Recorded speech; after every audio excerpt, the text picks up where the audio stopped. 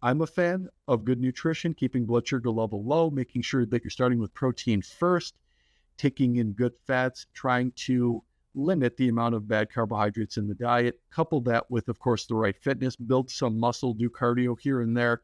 If you do that, wonderful things will happen in your life.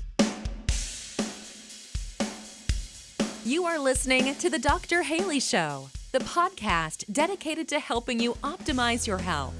Each episode, there will be an interview or a message to help you discover better health. We will be featuring health radicals on the show to bring new ideas to the table, as well as doubling down on key fundamentals to support you living your best life. Your host is no other than the founder of Haley Nutrition, Dr. Michael Haley. I'm Dr. Michael Haley, and you're listening to the Dr. Haley Show podcast. On today's show, you're going to meet a guest that uses facts and entertainment to help you learn better and healthier ways to live. Today's guest is Dr. Derek Allessi, also known as the High Octane Dad on YouTube and some other platforms, which I highly encourage you to subscribe. You are definitely going to see some good videos that are not only entertaining, but teach you. They really do help you learn some ways the body works that you may not have known before. Dr. Allessi is author of the Bermuda Triangle Diet, author of Lose Fat Forever, and also the Promise Health and Fitness System. He has a doctorate degree in health and physical education and a master's in nutrition. He's owner and operator of Dr. Derek Health and Fitness in New York and has appeared on hundreds of TV and radio programs throughout the country. He is host of the weekly TV show on NBC Cleveland and Buffalo, New York, called Live It Fit Now. Dr. Alessi, thank you for joining me on the show today. And there was one more thing. Actually, there were a lot of things I left out in this, introduction to who you are. But one of them, there's also a nutrition company called Strength Genesis. Is that yours? It is. So Strength Genesis is my supplement arm in terms of what I do. And the backstory is quite simple, and a lot of people share the same process. If you've been in this fitness and nutrition industry long enough, you're typically looking for things that you may not readily be able to get in the market. So you wind up developing or getting your own, which is essentially what I did with health and wellness products. It started with something called Australian Macadamia Nut Oil, and it's kind of gone on from there. So yes, Strength Genesis is my company. Okay. I love macadamia nuts. Does the oil taste like the nut? Have you ever had it before? No, I haven't. I've had the macadamia nuts. I got a bag of organic macadamia nuts sitting at home that I got from Costco, and we'll snack on them because they're delicious, but I have never had the oil. So I was turned on to this oil by reading The 4-Hour Body by Tim Ferriss. Great book, not necessarily new. It's been around, I would say, a good 10, 12 years by now. And he kept talking about this new olive oil. So, of course, I wanted to try it. And it was this Australian macadamia nut oil. And the benefits were that it had more omega fats than even olive oil, but it also held up to a much higher smoke point. So olive oil is a little bit fragile, about 350 degrees. And if you exceed it, you're flashing the oil, where this is 515 degrees rated. And once again, it packs a punch regarding the omega-3s. Lastly, though, it kind of tastes nutty and buttery, which of course is very good for a lot of cooking. So people love it with protein. They love it with eggs. They love it with vegetables because it's delicious and good for you. Interesting. And I'm wondering, is it maybe similar to coconut oil in that it has more saturated fats and hence you can heat it up more? Yeah, very similar. When you look at coconut oil, when you look at butter, when you look at avocado oil, when you look at macadamia nut oil, they share a lot of the same profiles of the saturated fat. Getting a nutrition degree 32 years ago, of course, it was always taboo to talk about saturated fat because that was the fat that we thought at the time was so bad. What we have found out from that in droves, of course, is that is not the bad fat. In fact, that was always the good one. So yes, it is loaded with that. Once again, very easy to cook with. And the taste is accepted by a lot of people. It tastes delicious. I'll have to try it. One of the things, just keeping it simple when it comes to oils, probably the most unhealthy is maybe the seed oils that are actually hydrogenated, or the vegetable oils that are hydrogenated, meaning they use a process where they're attempting to saturate them by adding hydrogen. And you come up with something that's not necessarily naturally occurring. Now, why do they do this? It seems to make it last longer. And how do you make something last longer? You make it inedible, which is the truth. That's why they put chemicals in food and preservatives to make it last longer so that even the bacteria can't eat it. Yeah, no, it's funny, right? So being here, in fact, I should clarify, I'm in Western New York. Sometimes when I say New York, people think I'm in Manhattan or in the city, Western New York. And the difference is Western New Yorkers are more Midwestern in general. So that's kind of my background in this. My joke, though, is, of course, this is made in some factory in New Jersey. So if you have fully hydrogenated, partially hydrogenated, it was made years ago in some factory in New Jersey. Also, too, when you really look at it, a lot of it happened post-war when we were trying to build up a surplus and stockpile food, which initially started as a good thing.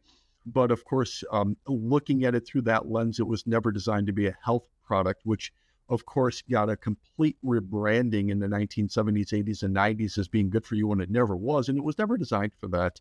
It was exactly as you said, it was to preserve food. It was to make it last longer and to feed populations that might not have it otherwise. When you talk like that, this is what I love about PhDs. You know what research is. You know what it means to, dig in and find out the truth behind something. You're not a medical doctor.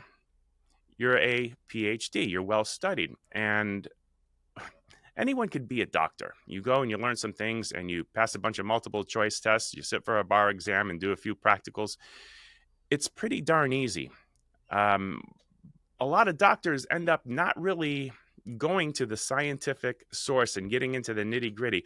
When I've been watching some of your content on YouTube, I realize not only are you researched and you give all the background behind things, but then you use yourself as a lab rat and test things and prove them in your own mind. It's pretty dang cool. Well, thank you. I think part of it is being in an industry that you enjoy, being in a profession you enjoy, helps you do those types of things and have fun with it.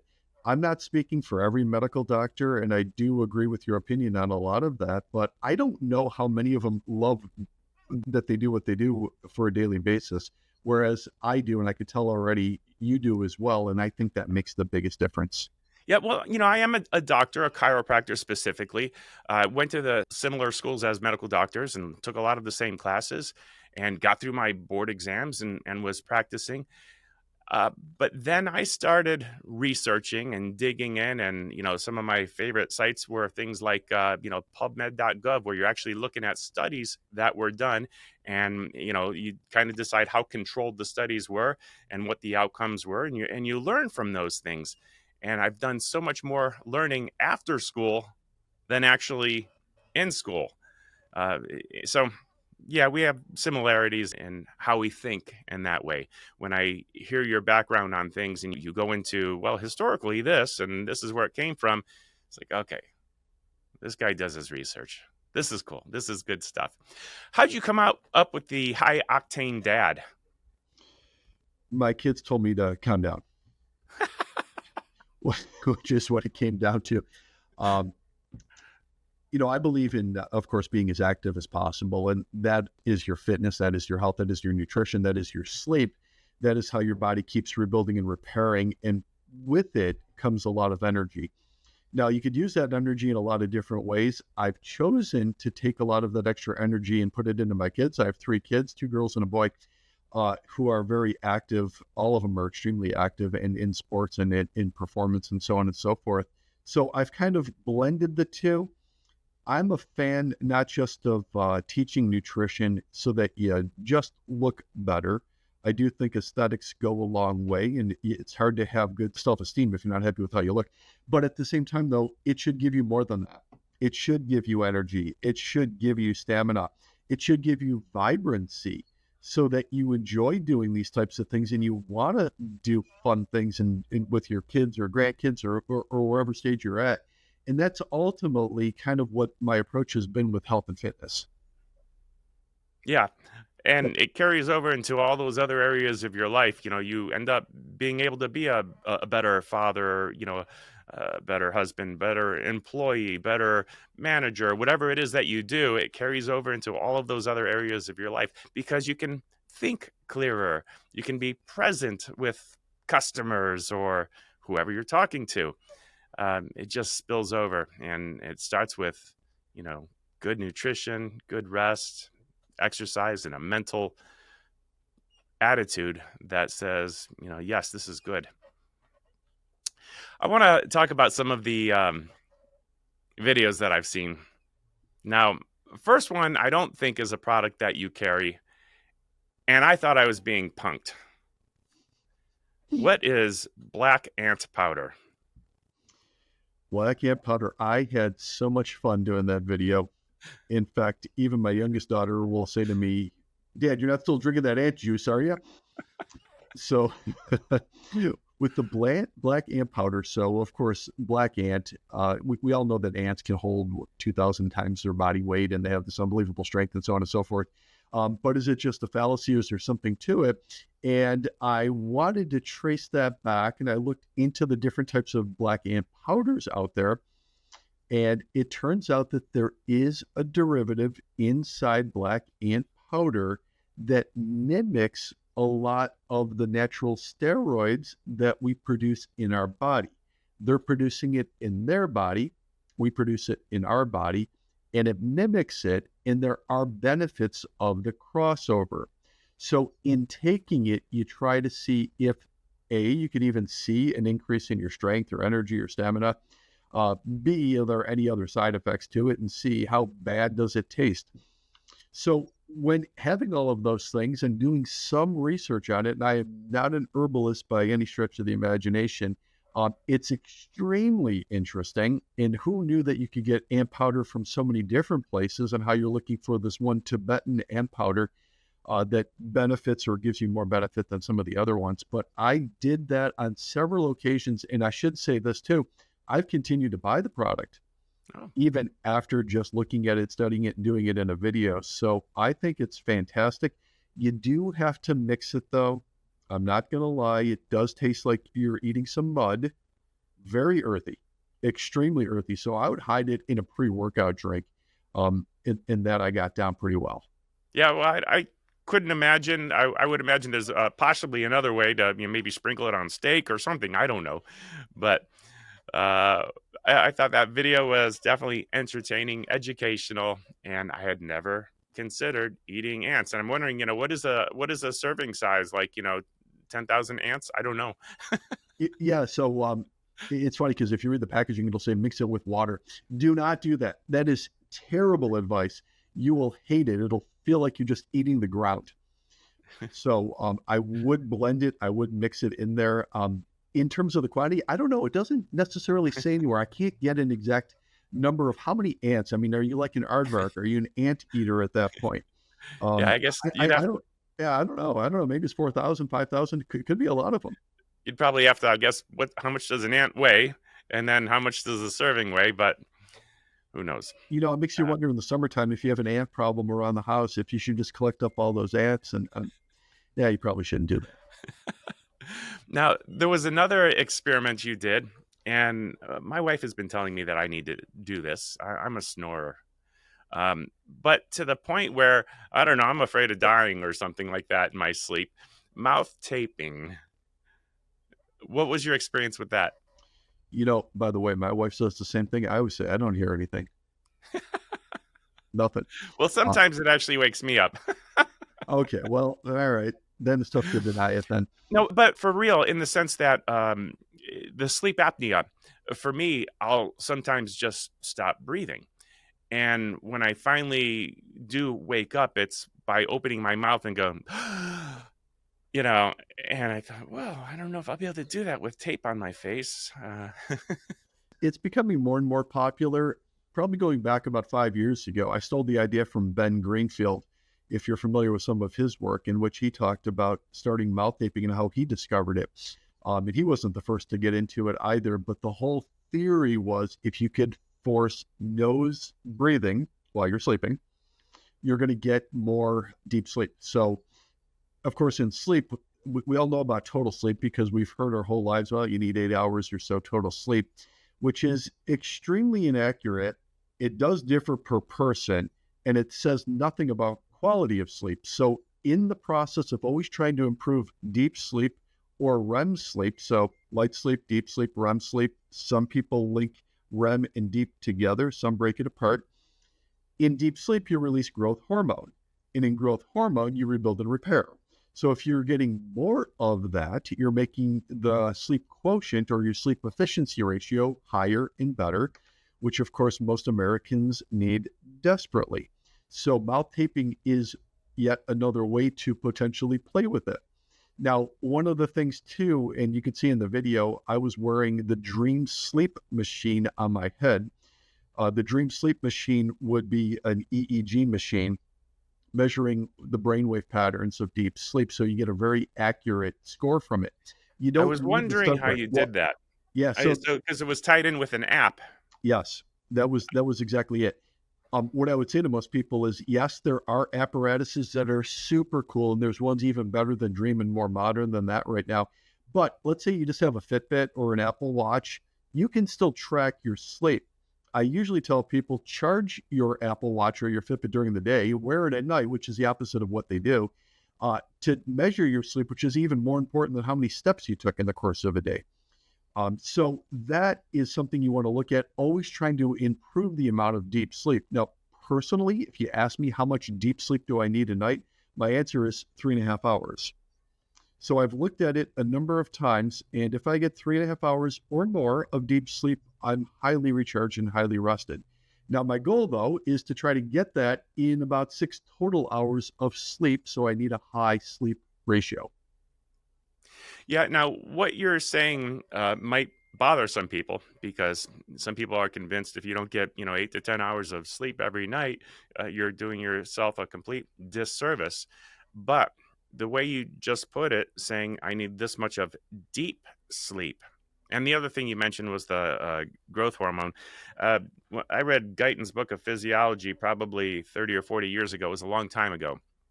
But if I recall, about 2 hours into your deep sleep is when your growth hormone is peaking the highest. So if you don't get to that 2 hour of deep sleep, you're probably never going to get those peaks of growth hormone.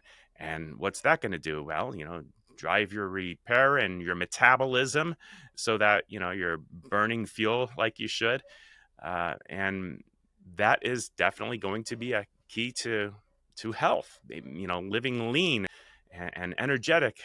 So I like the way you put that in explaining the deep sleep versus, you can lay in bed for 10 hours and never hit that. Yeah, which is what most people do. So, I would always say test it, check it out. And then, of course, over time, try to optimize it. You always want that deep sleep to increase. I'm not trying to necessarily steal sleep from people. In fact, I'd love them to get more deep sleep, more quality sleep. What they might find over time by doing things, it might be mouth taping, it might be fitness, weightlifting is going to increase deep sleep. The right diet, lowering insulin, all of that will improve deep sleep. You might find that you're having a more enjoyable life without the need of constantly chasing so many hours. A lot of people in my business, probably in your practice as well, are talking about how they're constantly tired. And when you look at it, they're sleeping, they're laying in a bed 7, 8, 9 hours a night, but they feel exhausted. I would once again turn it around and look at the deep sleep. How much of it are you really getting? You enjoying the show thus far? One of the many health secrets that we have covered on the show is all around aloe vera, specifically drinking raw aloe vera. Our aloe vera has helped our customers effectively heal their gut, increase their intestine health, lower inflammation in the body, eliminate and/or decrease acid reflux, have glowing skin and hair, and so much more. Now, as a frequent member of our audience, you will be exposed to exclusive specials and coupon codes for the awesome products manufactured by Haley Nutrition. That's right, for simply being awesome and tuning in. You can get a mini discount to help you optimize and better your health. To see how we can help and support you on your health journey, Tune into the episodes and listen for coupon codes that you can use at www.haleynutrition.com before you make your orders of raw aloe vera. Once again, it's www.haleynutrition.com. Now, back to the show. The measuring that you're doing, I think, is very, very cool. I like the fact that there's a simple app and, Fitbit or whatever you had called it. I don't have one of those, but I want to get one. And I want to encourage people, go check out Dr. Alessi's YouTube channel and subscribe. And I think you're on Instagram and on a few other things. Good videos. Another thing that I saw you measuring a lot was glucose. You've got a glucose monitor that you wear and connected to your phone, and you'll get a baseline of where you're at. And then let's see what happens to my blood glucose when I drink wine, when I drink vodka, when I eat crackers, when I eat, this is the one that got me. I said, what did he just do? Tablespoon of butter. Yum. That's got to be delicious. But in doing those crazy little things, it's entertaining and informative. You're showing us the measurements and then giving us the reason why you got the results that you got. Yeah, it's become easier to do than ever before. In terms of measuring glucose, something I've really been into for a long time, the old-fashioned glucose monitors where you'd get a little finger stick of blood, take it up against the test strip and get a blood sugar reading. I used to do that 5 times a day for well over 10 years. I would get a number when I first woke up, just before I went to bed, and in between my 3 meals. But it's not overly convenient. You're constantly doing it.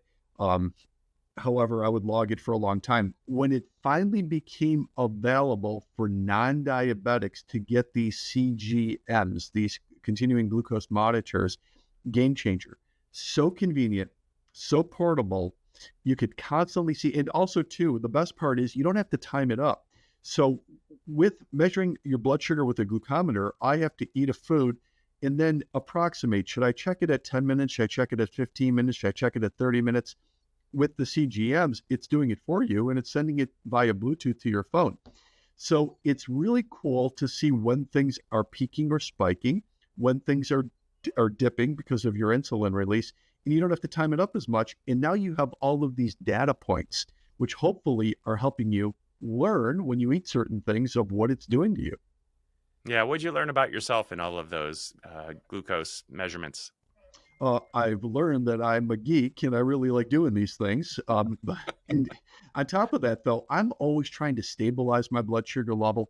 So for a lot of my clients or even customers at Strength Genesis, they'll ask me, what will this do to my glucose? What will this do to my insulin? I'm trying to drop body fat, which is what most people are trying to do.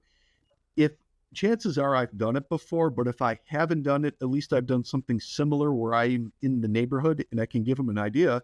If you were to eat this, drink that, this is what I expect to happen. And this is about the timetable I would expect to see it happen. Yeah. So once again, trying to get into ketosis, trying to burn body fat, trying to improve longevity and health and fitness is all very important. And I would recommend measuring it. Based on your expectations prior to doing these tests on yourself, the things that you had learned from books, how did you measure up to what you expected as far as results go? No, it's a great question. Of course, anybody in research will say, well, what's your expectation bias to the whole thing? Are you changing your behavior based upon your perceived outcome? Which is something, of course, you do have to be careful of because, yeah, you can sway the results of anything. That being said, I love it when something tests out the way you didn't think it was going to happen. And the best thing, and you mentioned it earlier, is what happens when you eat butter. Most people would think death and destruction, but it turns out whenever you're having a pure fat, you're not changing your glucose at all. So that's important to see. Something like before, when you try red wine or vodka, probably no surprise, but they do differ. Red wine will increase your blood sugar level much quicker than vodka will. So on that note, most people say, well, okay, if I'm going to drink and I don't want to gain body fat, I better have vodka over red wine. And that is true, except for the fact, expect that you're not going to sleep as well if you do have vodka as opposed to the red wine, because the vodka, on the flip side, will cause your insulin and blood sugar to tank during the night. I'm sorry, your blood sugar will tank during the night. Your insulin will go up during the night, which will increase your body temperature, which will prevent deep sleep. So you'll typically sleep better with some wine than vodka, but you might get fatter having the wine than the vodka, but you might like the taste of the wine more than so there's so many combinations. Yeah, in my circles, a lot of people will justify drinking wine by quoting a scripture that says something to the effect of use a little wine for your stomach and your frequent infirmities. Little disclaimer here. My take on that, from what I know about health and nutrition, I believe what was being said is have a little bit of a fermented beverage. Ferment being, well, wine is kind of like our sauerkraut. It's a fermented food. Use a little wine. It was a live beverage, like a kombucha with things, moving around and living organisms in it. And what you were having is a probiotic. Use a little wine for your stomach, a probiotic for your stomach and your immune system for your frequent infirmities. I don't think you're getting that really from today's wine that's been, fermented and then had things added to it to kind of kill it off and freeze it where it is in that particular taste. And you're certainly not getting that from your vodka and strong liquors that are mostly ethanol, not necessarily the bacteria that made it that way. Yeah, no, that's a good point. And also, too, based upon whenever in ancient times that was mentioned, I'm not even sure of the quality of the water they were drinking or what they were drinking otherwise. So that might have been the safer option. It's impossible to say, but I like your point, though. In fact, I'm going to start utilizing that with my clients as well in terms of the fermentation. Yeah, I like my fermented foods. And, when you're eating, I like to think about the fact that I'm not really feeding me, I'm feeding them. Meaning I'm going to swallow the food and it's going to get a, little acid wash in my stomach. And, as it moves into the intestines and the small intestines, we're going to have some microbiome going to work. And there's enzymes too that are digesting from the time you're chewing, all the way through. But your microbiome is going to finish the processing of your food. And we're either feeding something that's going to feed them well or things that are going to kill them. If we're feeding them chemicals, we're killing them. Yeah, They I like completely fiber. agree. In fact, I couldn't agree more. If you were to ask me what the next 5-10 years looks like in terms of where health fitness supplements are going to go, I think microbiome in the gut is going to be a very big area. We think we know a lot about it now. You know this as well as anybody, hundreds of billions of bacterium in the gut that we're only scratching the surface on that. So there's going to be huge developments in microbiome and gut performance over time, as well as the brain. We're learning more and more too about the brain, brain health, and something that maybe we took for granted as well. But you're seeing the research pour into those and how it's playing out in the supplementation market. In all the products that you see now for vitamins and minerals, no longer is it just protein powder and like St. John's wort or something like that. There's so much more to it now. Yeah, yeah. Tell me a little bit about your influences that you've had as far as bringing you to the point of where you are in understanding diet. What organizations, what diets, what fads, what got you to the point of where you are now, and what would if you associated with a particular diet, what would it be? Yeah, in fact, I'll take a step even back from that. The biggest thing was being a very heavy kid. In fact, as my kids would say, Dad, when you were younger, you were really heavy, you were really fat. And I tell them I appreciate their candor on that whole thing. I didn't intentionally get into the get into the field of health and fitness and nutrition. Believe it or not, I was starting undergrad to go to dental school. I thought I was going to dental school for two reasons. Number one, of course, is I was very heavy and I never thought of health, fitness, nutrition, exercise science, or anything like that. Number two, though, is I had an uncle who was a dentist and he was my favorite uncle and I was kind of following in his footsteps. So that's initially where I started from. And I got into exercise science and nutrition as a way to change myself initially. And then I found it ridiculously interesting. I enjoyed doing it. I liked my transformation. So while I was still in college, when I was still in undergrad, I figured, now maybe I start training or working with people on the side just until I go to dental school and help them improve their health and fitness. So that's really how I got into this whole field, and everything else came much later. Now, to fast forward this, my nutritional philosophy has changed considerably. When we first jumped onto your podcast, you mentioned a bunch of books. The first of which that I wrote was called The Promise Health and Fitness System. In that book, I talk a lot about things that I don't practice. I've changed over time, but I was the influence of 32 years ago getting a lot of this information. I was taking in a lot more carbs, a lot more grains, a lot more wheat, a lot more everything, that over time learning about it, I've changed. Now, currently, I don't eat or teach pure keto or pure carnivore or pure Atkins. It's not that it's not safe or effective. It's just too difficult for a lot of folks to stay with on a daily basis unless they're extremely advanced. But I am a fan, of course, of keeping blood sugar level as low as possible, keeping insulin really, which is the whole key to this whole thing, as low as possible to keep out inflammation, keep body fat down, improve sleep, improve growth hormone restoration, and all of those things. That's good. So for the most part, you would eat foods that are low carbohydrate or specifically low sugar, not necessarily low carbohydrate? To simplify what I eat and do, it's really extremely boring. I focus on eating protein, and my carbohydrate source comes from vegetables. So I'm having proteins, fats, and vegetable-based carbs most of the time. If I get into a cheat day scenario, personally, let's go back to our previous conversation, I would rather have the wine than have a piece of bread or have rice or any type of grain like that. I'm just more inclined to wanting to have wine. I like bread every now and then, but I want it to be more like it used to be. A few simple ingredients, like real wheat with all of the fiber and everything. If I was to take my own grain and grind it down and then put the whole thing in, not just the endosperm, that's going to give you the sugar spike, without all of the fiber that goes with it. I think back in the day, it was probably wheat, water, maybe a little salt, and that's pretty much it. And then probably yeast from the air. You mix it up and bake it, and they had bread.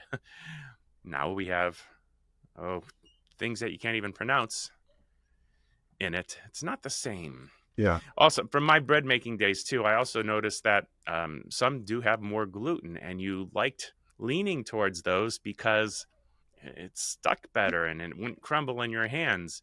I think over the years, we really have farmed that wheat into a high inflammatory gluten type of wheat that is no longer as healthy as it was a couple thousand years ago. Yeah, no doubt. No doubt. I guess if you go back far enough, I mean, we had really two choices when it came to eating. You could fish or hunt. And then a long time later came agriculture. But when you look at today's American diet, it's nothing close to any of that. It's just so processed and so haphazard that to getting back to older times is makes a lot of sense. The most interesting thing, and you might see it in your business too, is a lot of people will say, well, you're telling me about this new diet. In fact, we're doing anything but telling you about a new diet. We're telling you about the diet that has led to human evolution over the last 2.7 million years, which has nothing to do with post-war American diet, which has just become more and more preserved, as we talked about earlier, and processed. Yeah, what were humans meant to eat? What did they eat, historically? And yeah, I agree with that. What would you say is the most crazy nutritional test that you've done on yourself, and what'd you learn from it? Well, it's hard to compete with the ants. I mean, that, of course, is way up there. Whenever you're drinking ants, that's pretty high. I would say this, that in looking at any of these tests, whether you're drinking oil, eating butter, drinking ants, any of those types of things, taping your mouth shut, which, by the way, my grade school teachers would have loved it if I did it back then. All of those things are just, number one, interesting, number two, fun, and lastly, I think you're learning.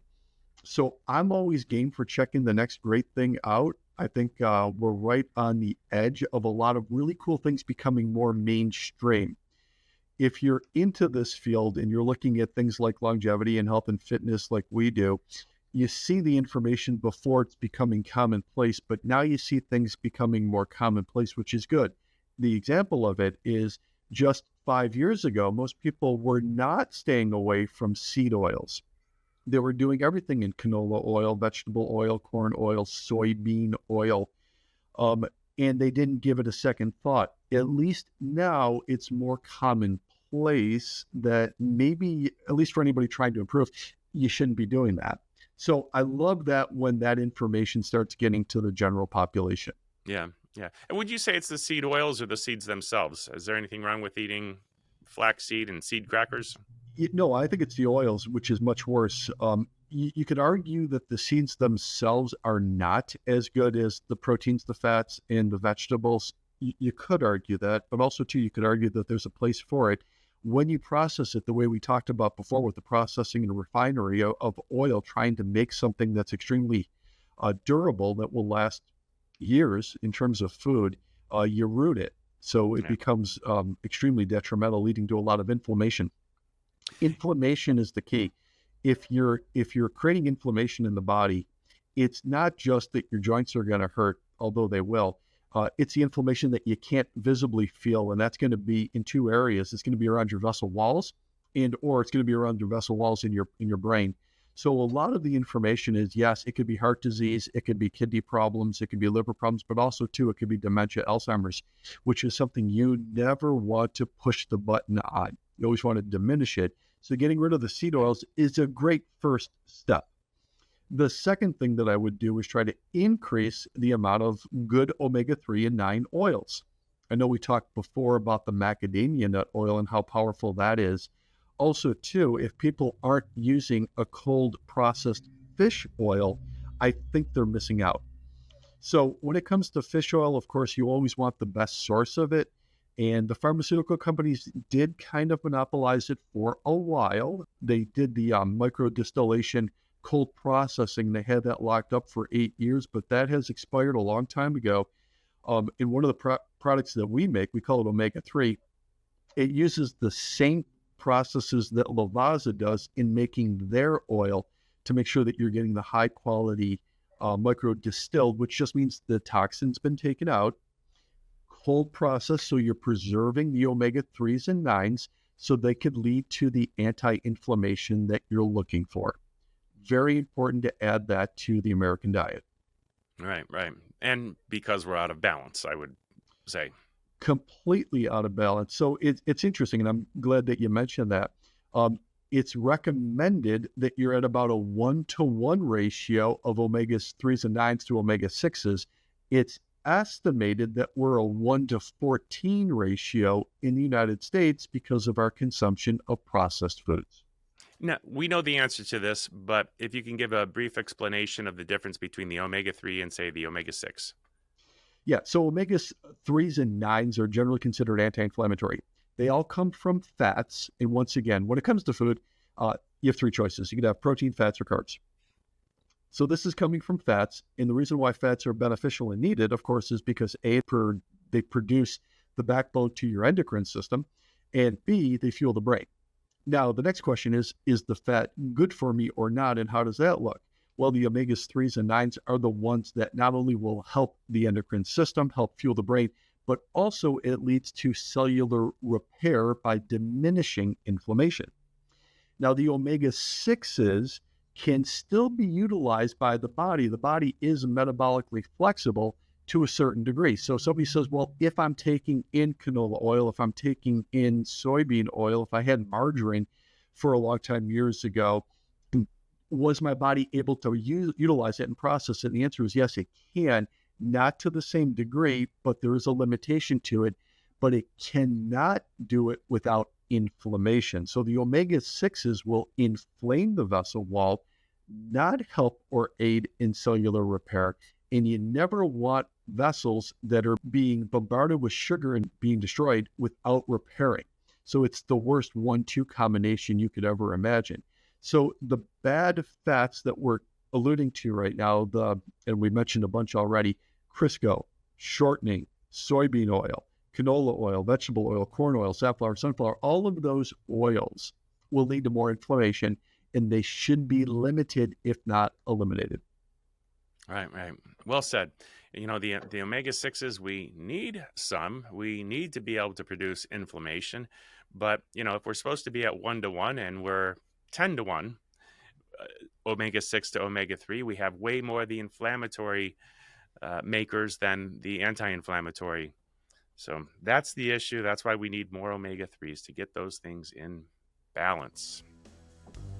I hope you're enjoying this podcast. As a thank you for tuning in, this month, use the coupon code BLESSING, that's BLESSING, for 10% off your entire purchase at HaleyNutrition.com now through the end of January 2025. You can use the coupon to save on top of the already discounted bundled prices. As an example, if you were picking up 3 canisters of Haley Pro vegan protein powder, 3 canisters is already discounted by 20% off the single can price. You can use the coupon for an additional 10% off the already discounted price. And if you were getting a case of 12, it's already discounted 30% per canister. Take an additional 10% off with this coupon code now through the end of January 2025. Thanks for tuning in. Enjoy the rest of the podcast.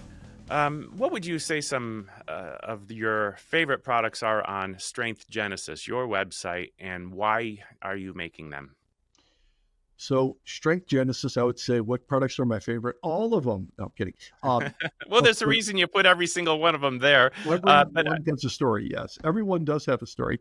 I alluded to it before. I started making what I couldn't get. I fell in love with the Australian Macadamia Nut Oil. Once again, that was the Tim Ferriss influence on me. Just to continue that story, though, it kind of went on from there. So it's kind of fun. So initially, I bought a couple bottles of macadamia nut oil. I cooked with them, loved it. So I thought I would do this. I have a clientele, so I bought like 12 bottles, and I gave them out to some of my best VIP, longest standing clients.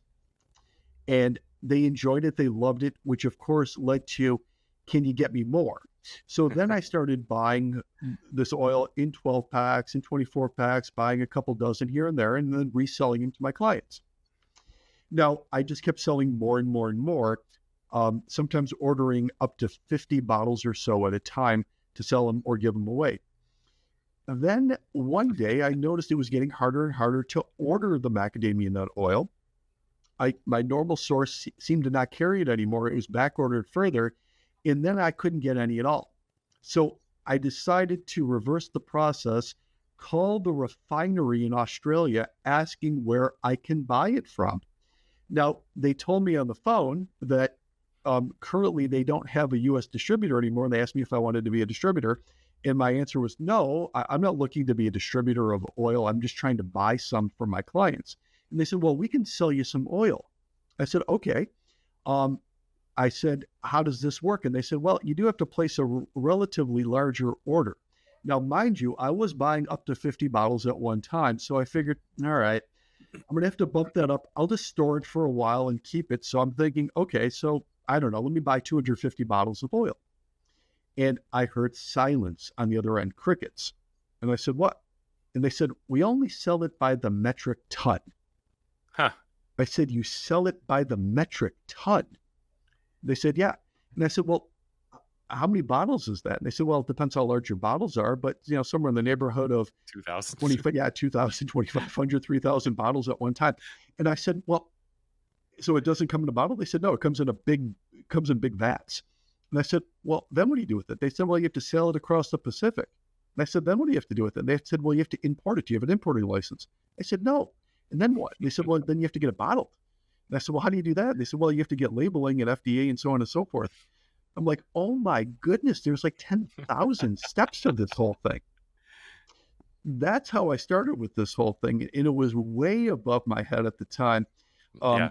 but now it's over the last 10 years been probably the most popular product that I've ever sold. And when people try it, they typically love it and they continue to order it.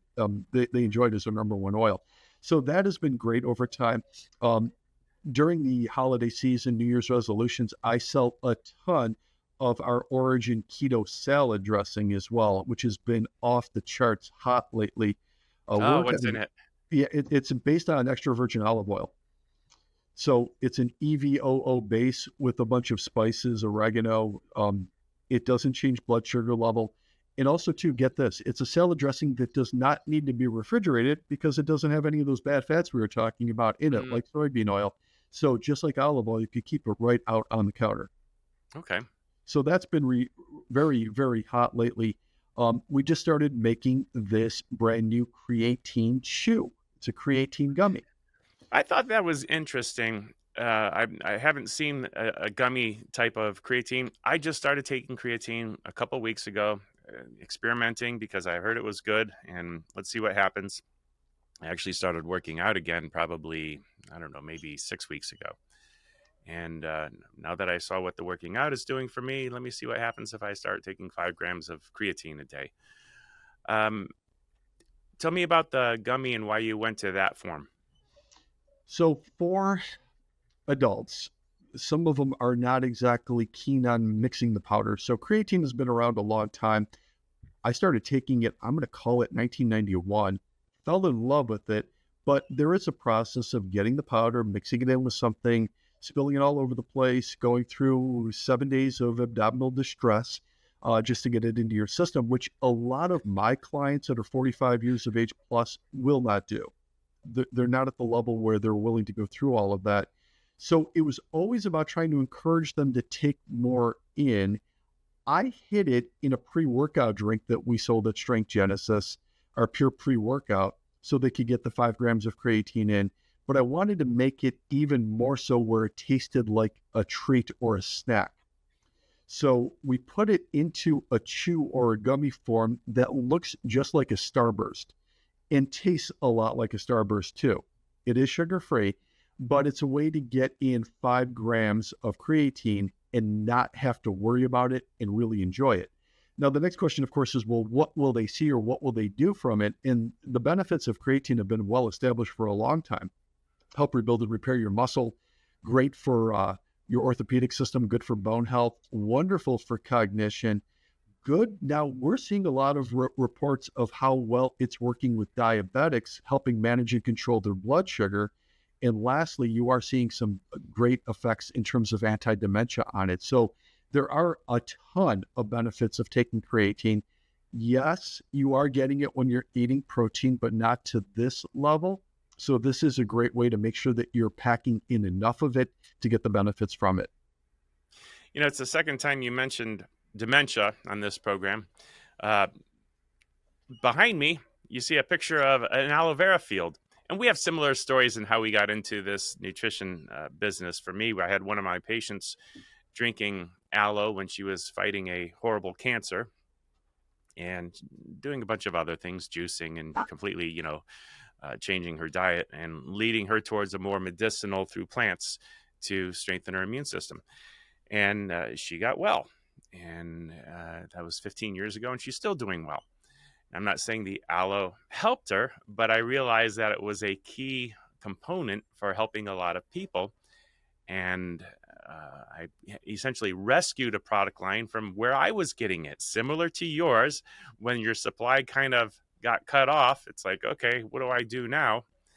And I had to figure out a way to import and get bottled and all of these other things. But when it comes, I just learned this a couple of months ago. I had Dr. John Lewis, who is a researcher at the University of Miami School of Medicine, Miller School of Medicine. And he researched a certain multi-nutrient supplement that was primarily aloe powder in flaxseed and a couple other things. But the aloe powder was the primary thing. And they were testing it on people that had dementia. And they were actually able to reverse dementia to some extent and prove this actually changes the direction of dementia and can reverse literally Alzheimer's. The cool thing about it is it's believed that the mucopolysaccharides, the breakdown of it, there's a sugar molecule called mannose. Now, mannose, not like glucose, it doesn't raise your blood sugar, it somehow lowers it. They gave mannose to rats that were in ketosis, and they stayed in ketosis. Apparently, cancer cells will bind to this sugar molecule, not be able to use it for energy, but can't release it, so it kind of hinders their ability to consume glucose. Starving cancer cells. But somehow it will stimulate the release of stem cells and kind of anti-aging in that sense, and literally even to the point of stem cells being able to neuro-regenerate at a faster rate to reverse dementia. So thought it was interesting. We have similar stories in how we got into our nutrition companies and the whole discussion of dementia and glucose and all of those things. Had to throw that in there. A lot of similarities, no doubt about it. When you look at dementia, so much of it is, of course, self-inflicted.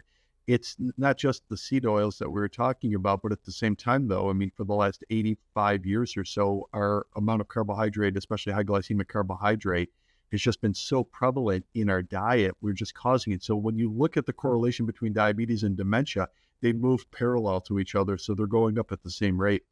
Anything you can do to lower your risk of that is super important. Now, also, when it comes to dementia, I'm going to throw it out one more time. One of the products that we sell is High Octane MCT oil, which a lot of people believe that all came from the bulletproof coffee phase. And the answer is it didn't. It just became extremely popular because of bulletproof coffee. But MCT oil has been researched since the late 60s, initially as anti-dementia. Now, it never gained the popularity until bulletproof coffee and how that whole phenomenon came, because people wanted to get into ketosis and they wanted to lose more body fat. So I think it's really important, though, that you're doing the right things, eating the right things, taking supplements, of course, to help it, but it's not going to work in a vacuum. You still have to do the right lifestyle. You still have to eat the right things. I can't think I'm just going to eat poorly, a lot of sugar, a lot of high glycemic carbs, no exercise, no protein, and just take supplements to help or save me. I think that's not a good approach. You need the right behaviors too. Yeah. Let's talk about one more of your products, whey protein. Yeah. And the source. And the source of it, yeah. So when it comes to protein powders, it's extremely confusing. If you walk into a health food store, you could see them all lined up in the dog food bags up and down the aisle. And then most of my clients, the best information they can get is if they walk up to the kid at the GNC counter and ask him what he recommends. Now, mind you, this kid is probably in high school, maybe in college, and you're turning to him about nutritional information. So it is extremely confusing. When it comes to protein, though, a term that we use, and I'm sure you do as well, is bioavailability, which how well does it absorb into the body? So that always measures the quality of the protein. And the second part is what is the level of good omega fats, as we just talked about before. We always want good omega fats if the animal, we're talking about whey protein here, if the animal was fed its natural diet. Now, that, of course, leads to our product, which is New Zealand grass-fed whey protein. Why New Zealand? Well, New Zealand has the highest standards of something being labeled grass-fed. In fact, in New Zealand, you have to feed it 100% of the time grass-fed for it to be considered grass-fed, highest standard in the world. In North America, nowhere near that. In fact, it's well below 20%. Some places even less than that. So all in all, about getting protein quality, it does matter because you want to make sure you're getting the most out of it. More availability and less omega-6 fats, higher omega-3s and 9s. Yeah. So I'm going to just add a little bit to that, what I heard in it. And a lot of people, when it comes to dairy, they're anti-dairy, but a lot of it is based on what is the source of dairy. And cows that eat grain are going to be higher omega-6 inflammatory. And cows that eat grass are going to be higher omega-3, anti-inflammatory, anti-cancer, a lot of things, better for the immune system and bioavailable. So that's what I heard in it, the short summary. Totally agree. In fact, we see it now, not just amongst beef, but also too chickens, turkeys, and even fish. In fish farms, you don't even think of it with fish. We all think that the fish are just caught way out in the deep waters, and the answer is that's really not true. The majority of fish that most people consume are from fish hatcheries in which they're feeding them chum, which is just some type of mixture of grain and or corn product. So it's indicative, it's quick and cheap. So once again, we're getting back to food sources. Initially, it was how do we feed more people quicker and cheaper? So you have quicker turnover. The animal gets to maturation or full size faster, and it costs less to do it. And that's why we started this whole process. However, in that process of it has become the destruction of our food. So you do have to look at why they did it, why it's happened, and then what you have to do personally, of course, to make sure you're taking in the right nutrition. And that's essentially what I've done with Strength Genesis. Yeah. I've kept you almost an hour already. Is there anything that you wish I had asked? I love that question. In fact, I ask that question myself to people all the time. And the answer is yes. You should start, of course, with the right belief. So people always ask me about strategies for fitness and about nutrition. And strategy is important, but we are seeing that there's more than one strategy to improve your health and fitness. It starts, though, with the individual. The individual has to have the belief that they want to improve. So my story to my clients is always the same. Think of it just like school. If you want to improve your grades, you are a student, you go to a teacher, you ask the teacher, how do I improve my grades? And the teacher says, well, to improve your grades, if you're serious about it, you have to do the right classwork, you have to do the right homework, and you need the right evaluations, and then your grade point average will improve, which is exactly what we're doing in this field.